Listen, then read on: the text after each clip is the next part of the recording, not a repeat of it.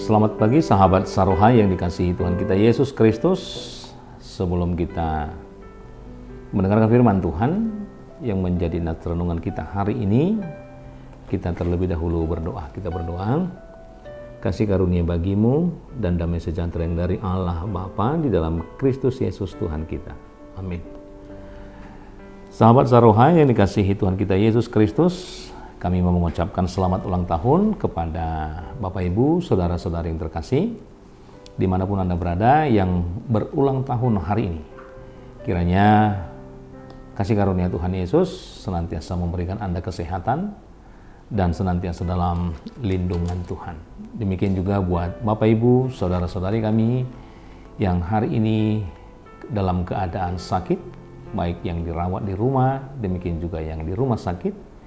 Kiranya Tuhan senantiasa menyertai saudara untuk mendapatkan kesembuhan yang daripada Tuhan, agar kiranya segala obat dan juga makanan yang boleh dikonsumsi, kiranya itu menjadi obat dan Anda semua segera dipulihkan dan boleh kembali melakukan segala aktivitas yang sudah dilakukan pada hari-hari yang lalu.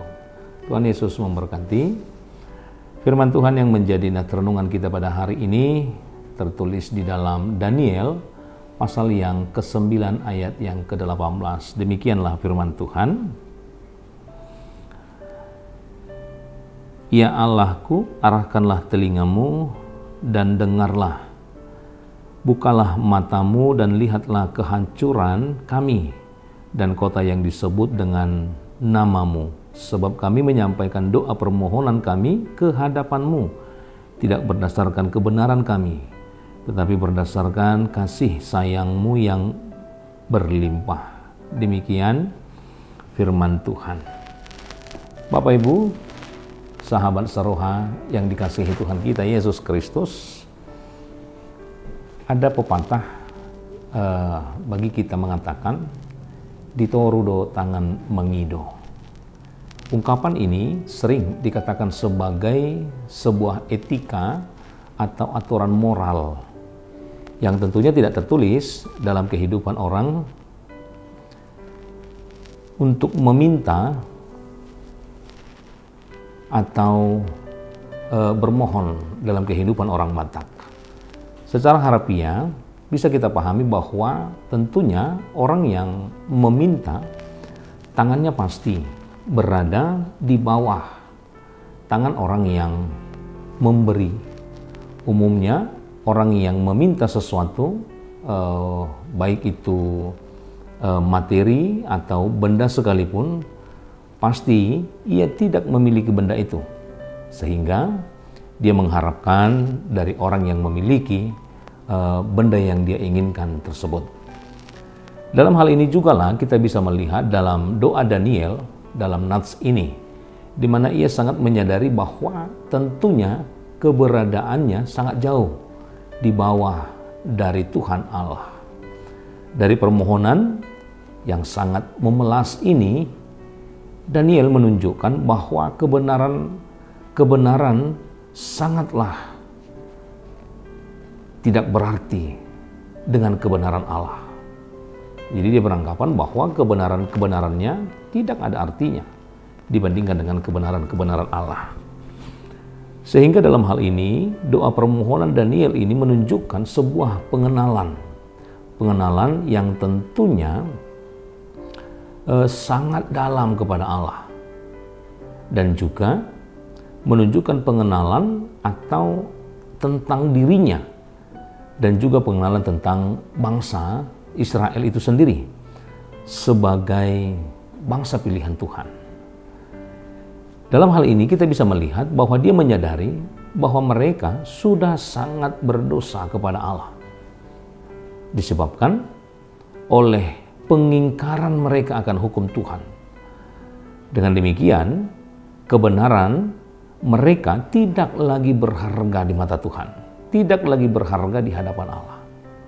Hal inilah yang mendorong Daniel untuk berdoa kepada Allah dari posisi yang paling bawah, dari posisi yang paling rendah. dari posisi yang paling bawah dalam bentuk memohon kepada Allah supaya Allah mau mendengar permohonan dan doa daripada Daniel itu sendiri. Inilah yang dilakukan oleh Daniel, bagaimana dia bermohon supaya Allah juga mau mendengar segala permohonannya.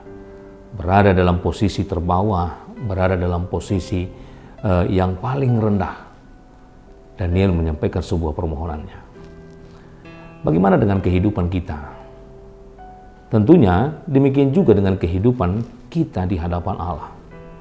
Dari segala apa yang kita lakukan, dari segala apa yang kita perbuat dalam kehidupan kita, tentu kita menyadari banyak hal yang membuat kita tidak layak memohon kepada kehadapan Allah.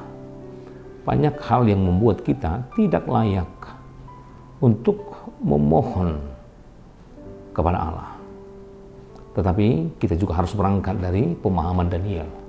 Bagaimanapun kita memahami, kita meyakini, dan kita percaya bahwa ketika kita menyampaikan permohonan kepada Allah, satu hal yang kita harapkan, yaitu karena kebaikan Tuhan, yaitu karena kekudusan, kemurahan yang Tuhan tunjukkan dalam kehidupan kita, sehingga apapun yang kita perbuat sampai saat ini, kita tetap mendapatkan apa yang baik di hadapan Tuhan dan tentunya baik di hadapan kita. Dan tentunya karena kemurahan inilah kita dan yang lainnya juga, siapapun di antara kita anggap sebagai kebenaran yang kekal, bahwa kebaikan, kekudusan, kemurahan Tuhan adalah sebuah kebenaran yang tentunya sampai saat ini kita rasakan. Sebaliknya, anugerah Tuhanlah yang tentunya yang harus kita andalkan. Bukan karena kita sehat, bukan karena kita kuat, bukan karena kita memiliki sesuatu. Tetapi hari ini kita bisa melihat Daniel bahwa di dalam permohonan dari titik terendah dan dari titik yang paling bawah, dia senantiasa mengandalkan bahwa anugerah Tuhanlah yang harus kita miliki, yang harus senantiasa kita miliki di tengah-tengah kehidupan kita untuk menguatkan, memampukan, dan juga memperbolehkan kita untuk melakukan segala sesuatu di tengah-tengah kehidupan kita. Hari ini kita belajar dari Daniel bagaimana dia bersujud, bermohon dari titik yang terendah. Maka demikian juga yang harus kita lakukan di tengah-tengah kehidupan kita. Mari bersujud kepada Tuhan dalam pengenalan diri dan pengenalan pada Tuhan yang Maha Kudus. Ketika kita mengenali diri kita, ketika kita memahami apa yang sudah kita lakukan, dan kita bisa melihat sejauh mana kita sudah meninggalkan atau tidak melakukan apa yang Tuhan kehendaki. Tetapi ketika kita mengingat kembali anugerah, kebaikan, belas kasihan, kemurahan Tuhan, tapi kita hendak mendapatkannya, mari kita mau bersujud dari titik yang paling rendah agar Tuhan juga senantiasa memberkati apapun yang menjadi kerinduan hati kita, apapun yang menjadi cita-cita, supaya itu Tuhan hadirkan di tengah-tengah kehidupan kita. Tuhan Yesus memberkati. Amin. Kita berdoa. Bapa yang di surga, kami bersyukur Tuhan, hingga saat ini Tuhan masih senantiasa melindungi, memberkati segala apa yang kami lakukan di tengah-tengah kehidupan kami. Segala kebaikan yang boleh kami lakukan, Tuhan senantiasa memberkati itu menjadi kebaikan juga dalam kehidupan kami. Demikian juga dalam firman Tuhan yang kami dengarkan pada pagi hari ini, bagaimana Daniel bermohon ke hadapan Tuhan dari titik yang paling rendah, dari keadaan yang paling bawah. Demikian juga dengan kesadaran yang dia miliki bahwa hanya Engkau yang bisa menjadi penolong yang membawa bangsamu dan Daniel itu sendiri kepada sukacita yang daripada Tuhan.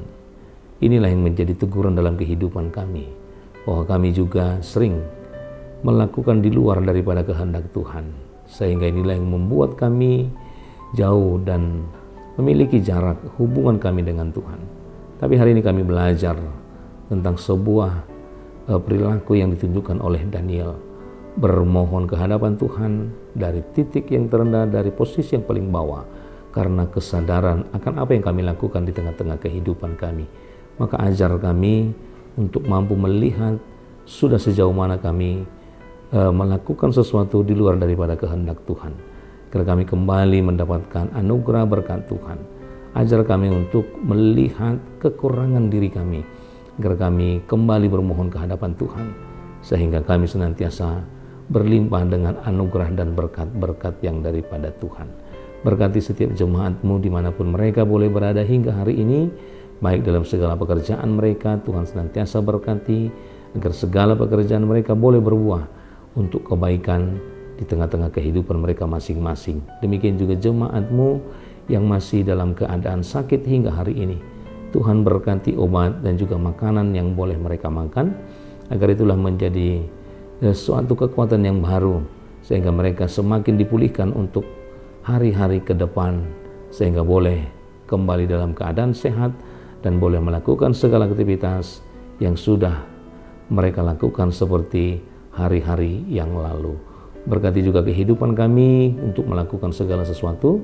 Kiranya Tuhan mengawali dan mengakhiri segala pekerjaan tengah-tengah kehidupan kami. Terpujilah nama-Mu hingga selama-lamanya. Amin.